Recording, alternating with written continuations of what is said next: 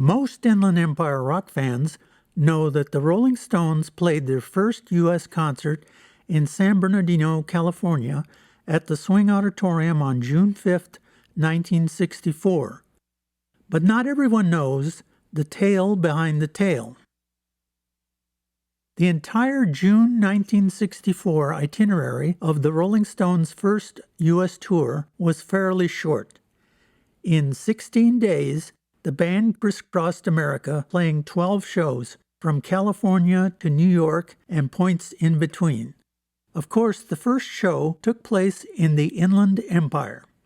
How the Stones ended up playing in San Bernardino depends on who you talk to.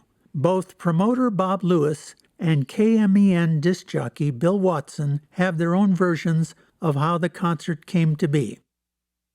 Bob Lewis was a promoter of Swing Auditorium, roller games, closed-circuit TV boxing matches, etc. Lewis says he was approached by two investors who wanted to finance an appearance by the Beatles at the Swing. But by then, the Beatles were already too big to play the venue, so Lewis was turned down by the Fab Four's U.S. booking agents. But another booking agent heard that Lewis was looking for a British band and offered him the then-unknown Rolling Stones. Lewis called San Bernardino radio station KMEN looking for a local media sponsorship and to ask if the group was worth booking. The station had recently begun playing their music, and Lewis was told that the band was really hot.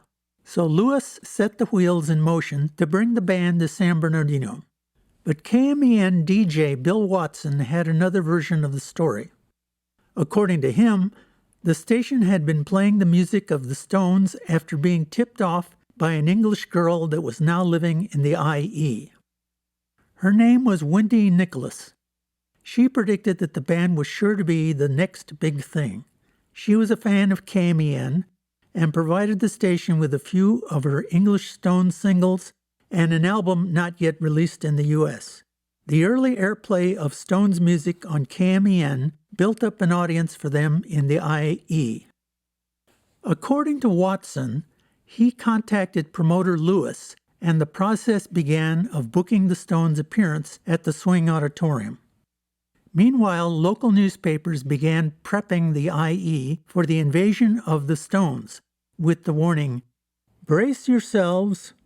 In the days following the concert, reaction to the Rolling Stones' appearance came swiftly from the local press.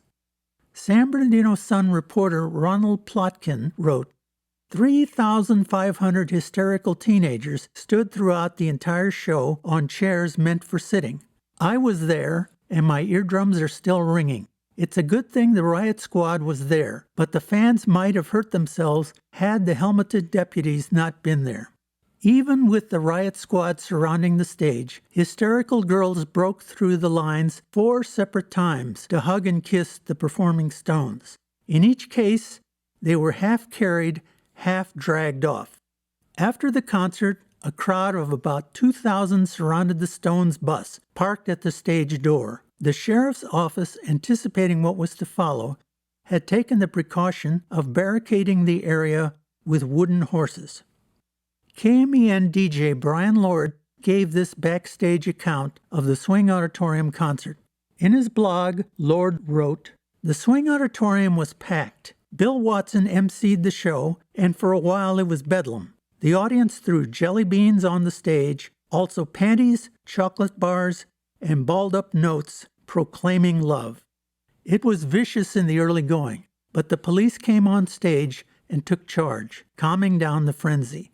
The KMEN DJs assisted by tackling crazed girls who had clambered onto the stage and were making a beeline for Jagger. We carried them to the back door and sent them packing. It wasn't easy. I got a wicked scratch on my neck. To their credit, the Rolling Stones at no time stopped playing." At the Swing Auditorium, the Rolling Stones performed the same songs that they were to play at all stops of their first U.S. tour. So for their 20-minute American debut at the Swing Auditorium, they played 11 tunes, 10 of which were covers and only one was an original. The Stones opened the historic concert with a Buddy Holly song, Not Fade Away. It was their first U.S. single release. Holly recorded the 1957 song with his group The Crickets. They followed with a 1961 Chuck Berry tune, I'm Talking About You. Berry, of course, was a major influence on the Stones. The third song performed was I Want to Be Your Man, written for the Stones by John Lennon and Paul McCartney of the Beatles. Next was High Heel Sneakers, originally written and performed by Tommy Tucker in 1963. When Route 66 was performed, pandemonium broke out in the Swing Auditorium. Two Inland Empire cities, Barstow and San Bernardino, were name-checked in the song. The tune was composed by Bobby Troup and first recorded in 1946 by Nat King Cole. Walking the Dog followed. It was written and originally recorded in 1963 by Rufus Thomas out of Memphis, Tennessee. Tell Me was the only song performed that night composed by the Stones' writing team of Mick Jagger and Keith Richards. Next came Beautiful Delilah. It was the second song written and recorded by Chuck Berry that the Stones performed that night. Berry released the song in 1958. The Stones dipped into Motown's catalog when they performed Can I Get a Witness? This tune was composed by Motown staff writers Holland Dozier Holland and originally recorded by Marvin Gaye in 1963. The Stones went deep into their blues roots when they performed I Just Want to Make Love to You, composed by bassist Willie Dixon and originally recorded by Muddy Waters in 1954. The Stones closed the show with a 1963 Bo Diddley tune, I'm All Right, then beat a hasty retreat to a bus waiting for them at the rear of the Swing Auditorium. In 1964, Laurie Summers and Ann Curtin were first-year Colton High School students. Laurie gives this eyewitness account of the Swing Auditorium show. On the evening of Friday, June 5, 1964, my close friend Ann Curtin and I headed out for one of our first rock concerts. This was the much-anticipated first concert of the Rolling Stones. KMEN, a local radio station, had been promoting this for weeks, and of course, we had bought our tickets when they first became available. Since the arrival of the Beatles on U.S. soil earlier that year, we had become huge fans of everything British. We weren't going to miss this. This was a very exciting event for two intrepid 15-year-olds. We arrived at the Swing Auditorium about 3 hours before the concert began. There was already a small crowd waiting, but we edged our way as close to the door as possible. When the doors opened, we ran as fast as we could to the stage. The night did not disappoint. When the Stones finally took the stage, it was all screams. We knew the lyrics to all their songs and were absolutely amazed at the fact that we were actually seeing and listening to them in person. There was Mick, dancing like we had never known was possible. Brian Jones played his guitar and sang with his blonde hair swaying to the rhythm. Keith Richards was the perfect sideman for Mick. Bill Wyman played his bass with such a quiet demeanor, and Charlie Watts kept them all together with his solid beat. When they broke into their version of Get Your Kicks on Route 66, the crowd went wild, especially when they got to the line, San Bernardino. The auditorium exploded. It was a night to remember. We talked about it for weeks, and when we heard later that year that they would be back, we knew we would too. Laurie's friend Ann Curtin had this to say about the experience. Laurie Summers Gastineau and I attended the first Rolling Stones concert at the Swing, got up early and took the bus, and I believe we had 2 transfers to reach the Swing Auditorium. We were at the front of the huge line waiting all day. So worth it. What a terrific experience.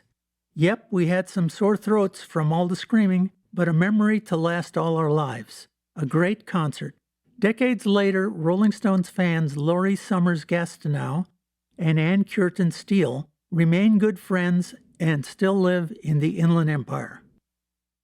San Bernardino High School student reporter Brad Lusk reviewed the concert for the San Bernardino Sun newspaper and described the pandemonium of the show as England's newest and shaggiest recording group, the ugly Rolling Stones, made their first United States appearance last week, and left a lasting, if not frightening, impression upon San Bernardino residents. Desperate teenagers stood on railings, chairs, and bleachers in order to wave at the freakish group on stage, who are noted for being ugly. The remainder of the spectators, other than those seated in the bleachers, were soon engulfed by the shoving, thrashing crowd pushing towards the stage. In the April 2019 issue of Inland Empire magazine, Fontana's Red Rocker Sammy Hagar told of being 16 years old and hanging out in the Swing Auditorium parking lot on June 5, 1964. I didn't have a ticket. I didn't have any money. I didn't have my license yet. So it was just me and my friend who had a car. We waited there, and the friggin' Stones pull up in this school bus with George Babcock from the local radio station. And they got out of the bus and walked through the back door, and we walked right in with them, like we were part of the entourage, as if we looked like the friggin' Rolling Stones. We walked right in, and I saw my first concert, and it changed my life.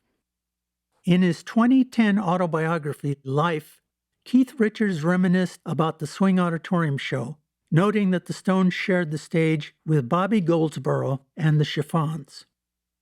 In an August 1971 interview that Richards gave to Rolling Stone magazine, he spoke about the Rolling Stones' first American concert. Actually, the first gig was in San Bernardino. It was a straight gas, man. They all knew the songs and they were all bopping. It was like being back home. Ah, love these American gigs. And Route 66 mentioned San Bernardino, so everybody was into it. From 1962 to 1993, Bill Wyman was a member of the Rolling Stones playing bass and providing backing vocals. In his 1990 book, Stone Alone, Wyman said of the Swing Auditorium show, "We set out for our first show of the tour at the Swing Auditorium in San Bernardino. On arrival, we were cheered by lots of screaming girls running up to the bus. They were tanned and mostly dressed in tight shorts, some with bare feet and bare midriffs. We played 11 songs to an audience of 4,400 who went wild, chucking jelly babies, autograph books, and love letters on stage, and waving banners saying, 'We love the Stones.' Local police with revolvers at their hips couldn't hold them when they started the inevitable rush forward. Cops climbed up on stage, brandishing their nightsticks. The odd girl managed to get through, and eventually some got on stage, one grabbing Mick around the waist and pulling him bodily across the stage, before 3 large policemen ripped her off. Keith had a girl hanging around his neck, but managed to keep playing, while Brian almost had his harmonica pushed down his throat. I kept well wide of all this. Mick stormed around the stage with his 4 maracas, leaping into the air doing his dancing tricks.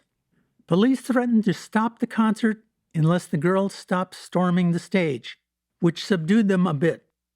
After the concert, a crowd of about 2,000 surrounded our bus parked at the stage door. After about 15 minutes, we made a dash for the bus. Somehow, the cops scrambled us on the bus, struggling past tearing hands and screaming girls. That coach was pursued by fans in cars while others ran alongside. We left at high speed for Los Angeles, feeling much happier and like we belonged in America at last. Thus ended the Rolling Stones' first U.S. concert. In the next 2 years, the Rolling Stones would return to play San Bernardino's Swing Auditorium 3 more times. But those are tales to be told at another time.